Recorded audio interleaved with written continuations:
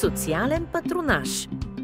В това видео ще ви запознаем с услугите, предлагани от общинското предприятие Социален патронаж, които включват приготвяне и доставка на храна по домовете, битово обслужване, съдействие за получаване на медицинско обслужване, социална реинтеграция на самотни възрастни хора и много други.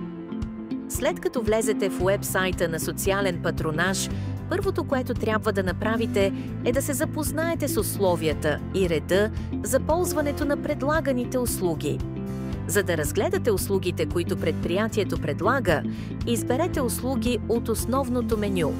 Те са разделени в 3 групи – хранене, доставка и грижи.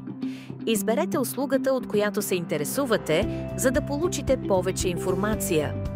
В секция «Документи» можете да се запознаете с необходимите документи за ползване на дадена услуга. В секция «Заявяване» ще намерите образци на документи, които можете да свалите, попълните и подадете онлайн или на място.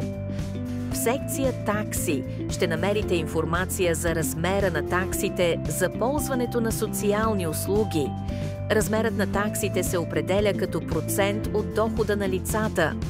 Ако вече използвате услугите на Социален патронаж, в секция «Дължими такси» можете да направите справка по име и ЕГН и да научите как да заплатите дължимите суми безкасово.